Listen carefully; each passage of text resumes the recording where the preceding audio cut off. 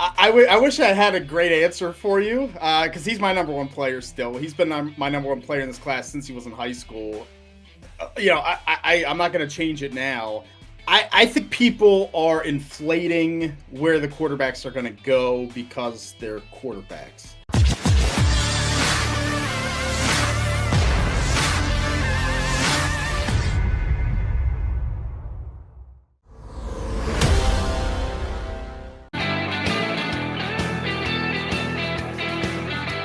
McMullen and McDonald, your MAGA Mac guys here on Birds 365. Ready to punch up our first guest of the day.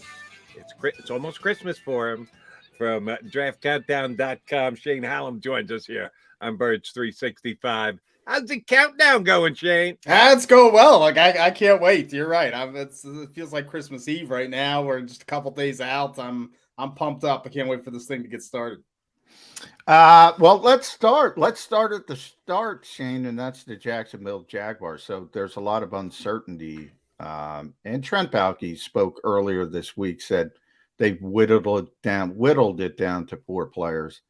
Presumably that's Trayvon Walker, Aiden Hutchinson, and then the 2 tackles, Ike Ekwonu, Evan Neal.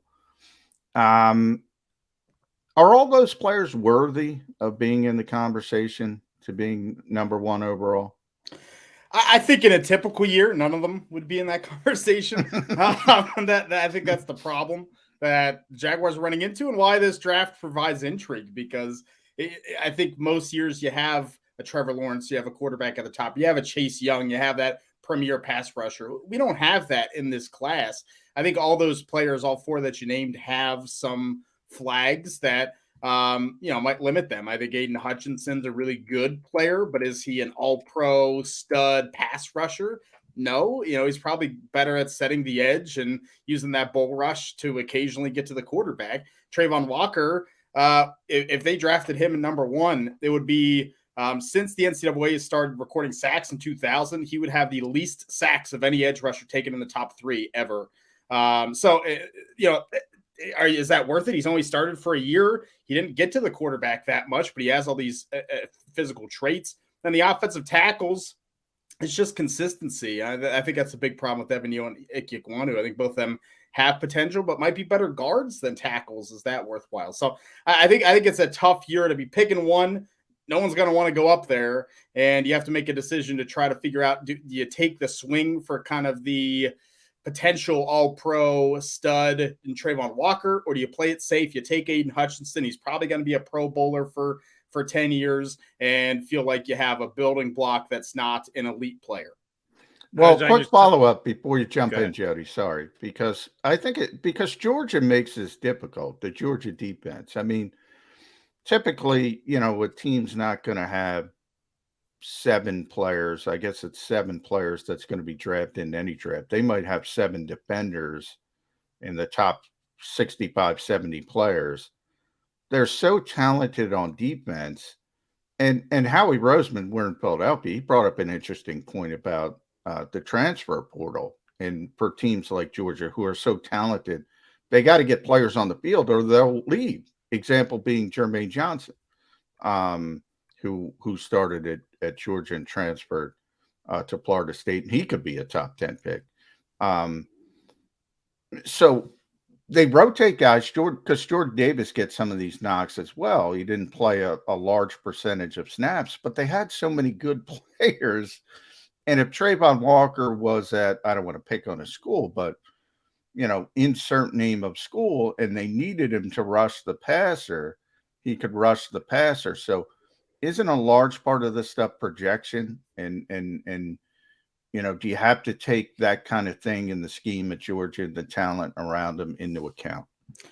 You do. I think you have to take it into account. I mean, I remember back in 2019 with the Clemson defense was the same thing, that the Raiders took Cleveland Farrell at 4 overall. Not a good pick, because really the rest of that team made him be able to get to the passer in one-on-ones. I think the difference with this Georgia defense, kind of what you said, because of that rotation, because they didn't play those players all the time, you start to project and say, well, like you said, if they played somewhere else, they probably would have been better. and none of them really felt like they reached their potential, because every game that I watched of Georgia, someone different was making the plays. It wasn't so like there's one game where I was like, oh, Nakobe Dean, man, that linebacker, he's so good. He's going to be a first round pick. And then at the national championship, it was Trayvon Walker. He was the guy getting to the quarterback. And against some of these rushing teams in the SEC, Jordan Davis was a stud. So you have to kind of take that into account too. Maybe none of them actually have reached their potential, but there's probably a good chance one or two of those guys are not as good as they looked. And there's probably a good chance one or two of those guys are better than they looked. Can you figure out who that is? That is a really tough thing to figure out. I think that's why it's controversial that Trayvon Walker's in that number one conversation, because there's just a ton of unknowns about his game. Shane, I was on your site before the show started, and not only to look at your projections and your scouting reports for this year's draft, but I love the fact that you're already looking ahead to 2023. When we did this last year, your sites, other sites, a lot of people had Kayvon Thibodeaux as the number one pick, not the number one defensive player, the number one overall pick, because we all had our doubts as to whether it was going to be a good quarterback class, and it turned out to be the class that it did. Why isn't Thibodeaux in the conversation for the number one pick? I wish I had a great answer for you, because he's my number one player still. He's been my number one player in this class since he was in high school. I'm not going to change it now. I think the issue that the NFL has with him is kind of twofold. One is he's a pass rusher only. He doesn't set the edge great against the run, right? He's not as big as Aiden Hutchinson or Trayvon Walker. He's not someone that's going to set that edge. And so I think teams, if you're going to take a guy, number one, you'll want to have him be able to do both and have the size to do both. I think the second thing is teams are just worried about him being more of a complete human being. That he is, he has interests outside of football. He wants to build his brand up. He wants to do things outside of the football field. And as well as I do, these NFL coaches and GMs, they don't want that. They want you to be able to, this is your life for the next 10, to 15 years, hopefully. And this is what you put all your time and energy into. And that's simply not who Kayvon Thibodeaux is. Is that a bad thing? I think it's debatable. I think maybe that could be a player that other players look up to and see him have success on and off the field. But I think there are a lot of teams that are going to shy away from that and get scared that, hey, this is someone that doesn't, quote unquote, love football as much as the next guy. I think it's crap, but I think that's why teams are passing on him. And, he might even end up being the fourth pass rusher off the board when all's said and done on Thursday. What do you think the floor is for those top five pass rushers? So we're talking Walker, we're talking Hutchinson, Thibodeaux, and Jermaine Johnson. When can you see any slipping to 15? That's where the Eagles are in the first round of the draft. They have a needed edge rusher. I think the David Ojabo injury really hurt them. He would have been a fifth in that mix. It seems like with NFL teams, at least, George Karlaftis has fallen off a little bit. So those top four, Shane, what do you think when the fourth one comes off the board? How quickly is it going to happen? I think it's going to be quick, unfortunately, for the Eagles. I think 10 is probably the floor for all four. And I'm probably in my final mock draft going to have all four going before the 8th pick. I think 8 for Atlanta is a shot to take a Jermaine Johnson or Kayvon Thibodeaux if they fall to 8. And I think if not, and the Jets pass on 1 at 4, they'll take 1 at 10. The Seattle's in play at 9. Like almost all these teams in the top 10, outside of maybe Carolina, could use a pass rusher. And to me, it's a premier position. You're just not going to let those guys fall. So unfortunately, I don't think those four are getting out of the top 10. If 4 got in the top 10 on the edge pass rusher position, how many in the top 10 are going at the tackle position? That's a fair question, because I think it pushes those players down. I think we're still going to see 3 tackles go in the top 10. So, that's 7 of the top 10 picks, just, right out the window. That's what I was getting at. There's no skill position players in there in that grouping. Are we going to go through the first 10 with no one who's going to put his hands on the football in the upcoming year?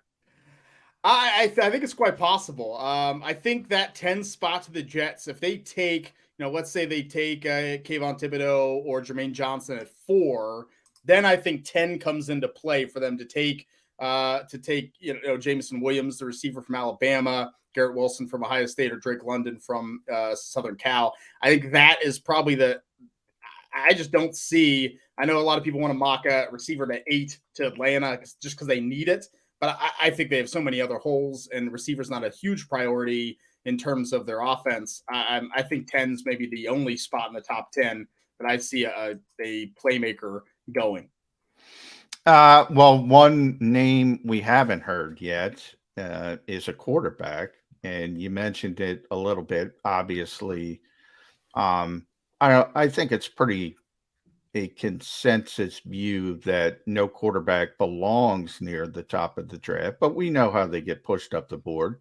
You're a Pittsburgh guy, so you should have a beat on Kenny Pickett.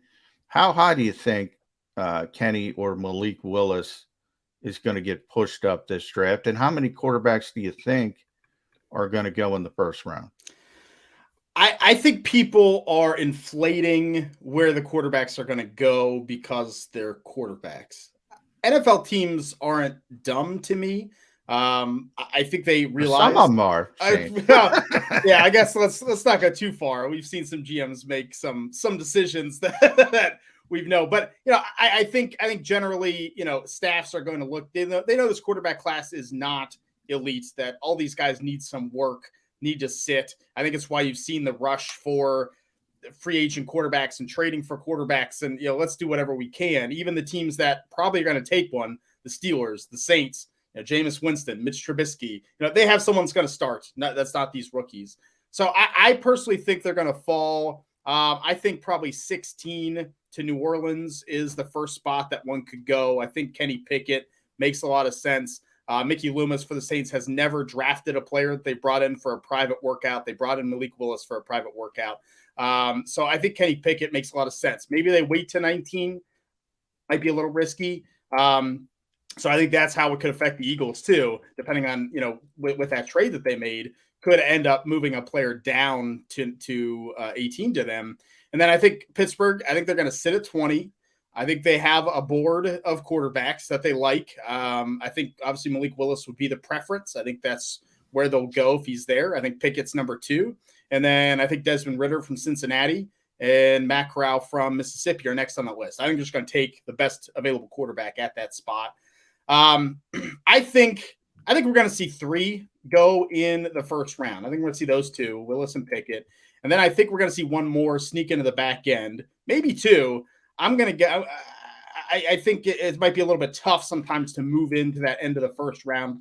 But I think Seattle and Atlanta both are going to try to go up there and get their guy. I'm predicting Seattle moves up to 31, 32 and takes Matt Corral out of Mississippi. But I think Desmond Ridder has a shot if Atlanta can move into the back end of the first to go as well. All right. I'm going to take you out of the first round for a second and get you into day 2, be it either the second round or the third round. Eagles have needs coming into this draft. They almost always default to the trenches, which means I think they're going to take a defensive lineman, either edge or tackle. And they really do need an upgrade at wide receiver. And I think that's a sweet spot in this draft. That 17, 18, they'll probably be down if there are 5 top receivers. You'll be down to only 1 or 2, but at least you'll be getting one of those top 5 guys with a pick somewhere in the later teens, which means the Eagles have secondary needs that they have to start addressing on day 2, be it with their pick at 51 or their 2 picks in the third round. Depth of the cornerback and safety position, guys that you think will be there on day 2, while they're not first round picks and they don't get taken in the first round and they shouldn't, are capable guys who can step in, play, if not start for the Eagles next year. Day 2 picks at the safety and cornerback position. Good field, bad field. How do you rate the overall depth of those positions? I think day 2 is a sweet spot for both of those positions. I think the corners could get pushed up a little bit into the first round, but I do think day 2 is pretty good for that. I think safety is not quite as deep, but day 2 is kind of where that well will dry up. I think the top 100 of both corner and safety are pretty good. And so I think if the Eagles look at corner in, say, round 2, one player they brought in for a visit was Andrew Booth from Clemson, who I know is getting some first-round buzz, but had sports hernia surgery. I think it's likely going to push him out of the first round. And it could be a situation where the Eagles draft him, if a couple teams are scared away by the medical. And now you have a guy who was starting caliber, probably without the injury, was a first-round pick. You end up getting a real value in the second round and someone that can start for you that started in the ACC against top wide receivers consistently. I think that's good. I also like Cam Taylor-Britt out of Nebraska, a little more corner safety hybrid kind of player, a little smaller, but very physical at the line, has some really nice closing speed, good ball skills. I think he's an intriguing player. And then I think if you look at safety, I think round 2, day 2 are going to be, prime Jaquan Brisker from Penn State, 6'1", 199, really good hitter in the box, but flashed some better coverage ability this year than he did the year before. I think he's really intriguing. And then I think into round 3, Brian Cook from Cincinnati, another player who had an injury, didn't work out. But we saw Cincinnati's success. Sauce Gardner was taking one side. They rotated Brian Cook to that other side, usually against the tight end or against the slot receiver, and he was able to kind of man up and do well from the safety position at 206.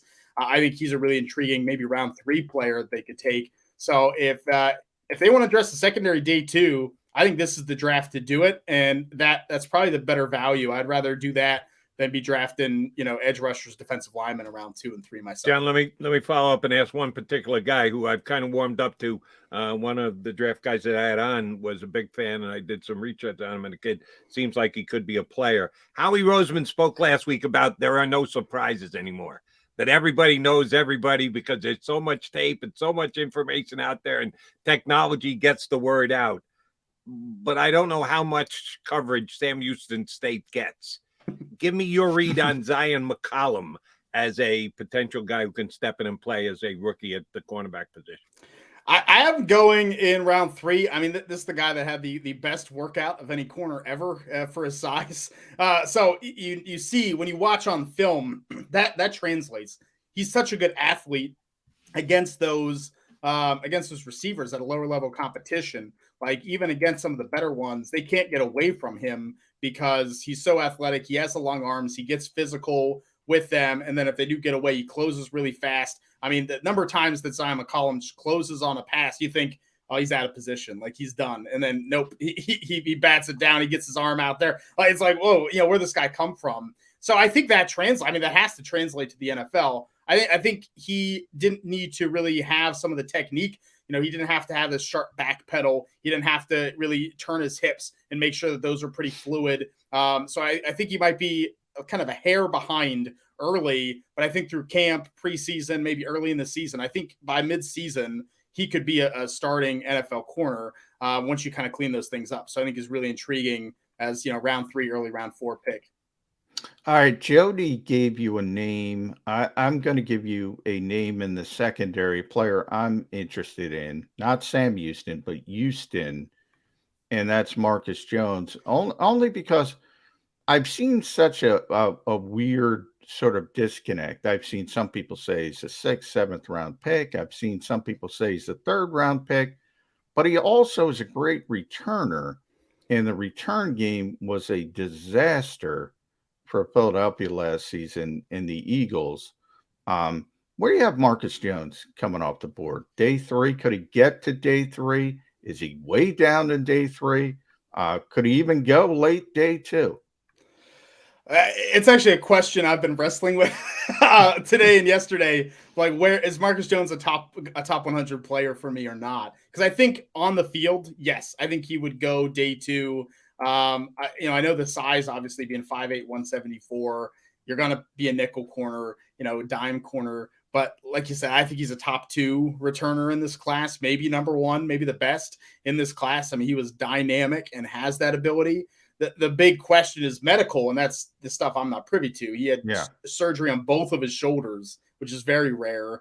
And so, you just don't know if he's going to be able to come back healthy. So I kind of lean round 4, round 5. I think when teams are going to flag the medical, I think teams are going to flag the size, and that usually pushes a player down a little bit. I think without those, without the medical, I think he's a round 3 pick. I think you could probably get him round 4, round 5. And in that case, I think he could be an absolute steal, even if you don't have him for, put him on the PUP list and lose him for a couple weeks. All right. As I mentioned earlier, the Eagles almost always seem to default to the trenches. When in doubt, get back into the trenches. They've drafted that way for years. Is there an interior offensive lineman? Now, this doesn't match up with the Eagles' picks, but they could always trade up in the second round into the back end of the first. Probably not. More likely, they trade down from where they are in the first. Is there an interior offensive lineman that you would say deserves to go mid to late 20s in this year's draft if the Eagles decide to kind of go off course and go that way? I think there's a couple. I think that's a good spot for interior offensive linemen. My top guy, Zion Johnson from Boston College, who's played center, he's played guard, he's played tackle, he's played everything, leadership, tough. He called a lot of the shots on that offensive line. His teammate Alec Lindstrom, the center, is also in this draft. But Zion Johnson, a good pulling guard. He has good athleticism, great feet. I love the power. I think you worry sometimes about balance. He's not like super overwhelming. He's, you don't watch him every snap, say, oh, this guy's dominant, right? But man, he never makes a mistake. And I think that's kind of a 20s first round kind of player. Obviously, Tyler Linderbaum from Iowa, the center, gets a lot of the talk because his stock has been so volatile, because he is that player you watch and you say, wow, he has those streaks of just dominance in the run game, just creating these gaps and in the red zone. He makes touchdowns happen, but you have short arms, and that's a problem for some offensive lines. If you run a gap power scheme, you need those defensive linemen off of that line, and Tyler Linderbaum just not going to do that with his arm length. So that's going to have to be a decision that's made by teams like the Eagles. Do you want that? And then I also think Kenyon Green from Texas A&M is worth a first round pick. He was my top guard coming into this season and had a rock solid year. Another player that just doesn't overwhelm you. I think it's why these guys are in the 20s. But you watch, he's one of the reasons why Texas A&M beat Alabama. Usually you don't say a guard is why you upset Alabama. But he was the guy that was making holes and they were just pounding the ball and Alabama couldn't get the ball back.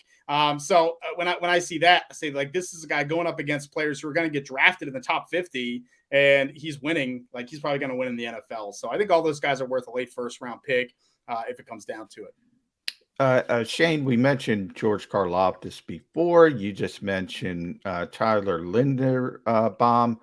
I'm also going to throw Nakobe Dean in there, who we also talked about a little bit as well on the Georgia defense. If I was going to tell you one of those guys is not going to get drafted in the first round, and I believe that's the case, who do you think is most likely to be falling in the day two? It's I think all are very close or very on that line. I would say probably to me be George Karlaftis, and I'll probably have him going in the first.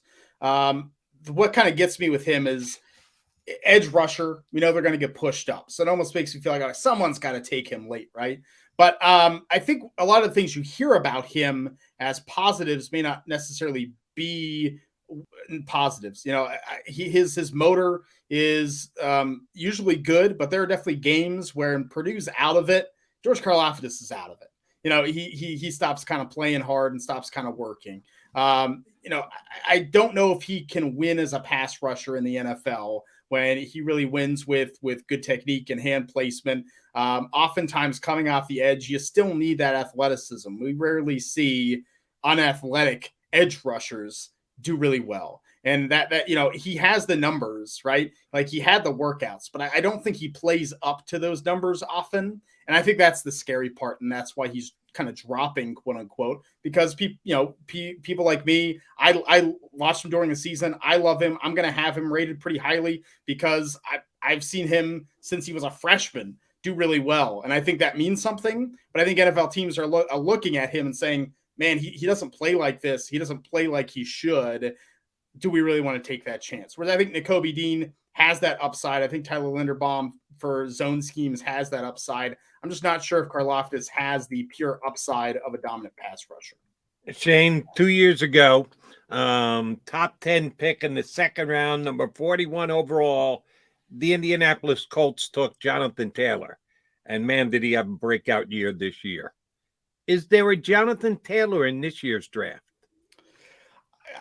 I don't know if you'll ever get a Jonathan Taylor again.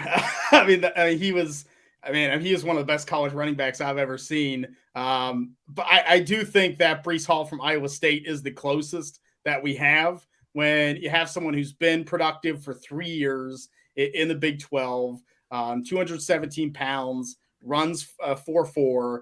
He has the speed, he has the production. He's not as flashy on film as the workout numbers suggest, but catches the football really well. I think when you have someone, if you have a run-based offense who can pick up those yards, I think he's like a better version of the Bears' David Montgomery, who also came from Iowa State, faster, more athletic. So you're going to get the production out of him. I think if we have an offense that's built around Breece Hall, it's going to be really good. I think he's going to go early in the second round. But if there's one running back I'd stake my claim on, it'd be him.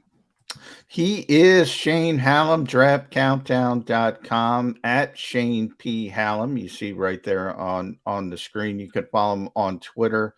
And by the way, you guys came out with your free draft guide, so everybody can check that out. Everybody loves free, so I recommend going to draftcountdown.com. Last one from me, Shane. Obviously, the Eagles kicked the can down the road when it came to quarterback. A lot of teams are doing this when they made the trade with the Saints. So I want to look at those 2023 projections. I think we all know the first two, Bryce Young and CJ Stroud. I want your third or fourth quarterback, somebody else that maybe is not as high profile, that people don't realize right now is going to be at the top of the 2023 draft at quarterback. I'll give you a number 3 and number 4 because I think both of them have a shot, both from the state of Florida. Number 3 is Tyler Van Dyke, the quarterback at Miami. The U not known for their quarterbacks, but he is a player who stepped in last year midseason when De'Ara King got hurt. And man, I mean, I thought the ball just glided off his hand, really sharp, really accurate. The spring game, he looked really good. None of the Miami receivers can catch. It might be a problem. People might question, but he gets the ball there and is really effective. His footwork needs cleaned up a little bit, but I think if he develops this year, 6'4", 224, he has the size, he has the arm strength. I think he is a really dynamic passer who could rise up the board. My number 4 guy is Anthony Richardson from Florida, University of Florida. Looks like he should start, new coach there, but he's kind of this big athlete, 6'4", 236, probably runs a 4.5 flat. He can be a runner, but has a good deep passing arm. He's kind of a bigger Malik Willis, and I think that's what he's going to kind of be. I'm interested to see how this offense goes for him, where they're going to be more run-based. I don't know if he's going to get a chance to show some of his tools, but if he's going to be one of that kind of, this is the guy that runs and throws and is big and can run you over. He's got a Cam Newton kind of type. I think that's what Anthony Richardson brings. So I think those are two guys with some big upside that we could see at the top of the draft after Stroud and Young next year. All right, one follow-up on that one, because I actually thought he was going to come out this year and could be a day 3 potential steal. Decided to go back to school, and he was going to transfer, and he said, nah, never mind, I'll just stay where I'm at. I like Jake Haener. The kid's just got nerve, and he's tough. He's not the big, strapping guy like you just described the Florida quarterback, so I don't think he's going to be going in the first round the year after. But I do think he's an NFL quarterback. You got him in your top 10 going into next season? Yep, he's my number 9 right now, and I think he has potential to move up at Fresno. I think they're going to have a little harder schedule this season. I'm with you. I think he's a really good gamer. Like, I think he's a player that's going to stick around the NFL for a while. Maybe doesn't have the physical tools to be a starter to me, but I think there is a potential. We've seen players that are just really smart, really accurate with the passes, that have that toughness to them. He can take a hit and he bounces back up. He's good at evading pressure. I think he has a good feel for the pocket. So I think Jake Haener is a lot more intriguing than people give him credit for. And his top wide receiver came back too, and Jalen Cropper, who's in my top 15 receivers in next year's draft. So it's going to be a dynamic offense. I'm excited for that offense for sure. Shane, great stuff. We appreciate you coming on board.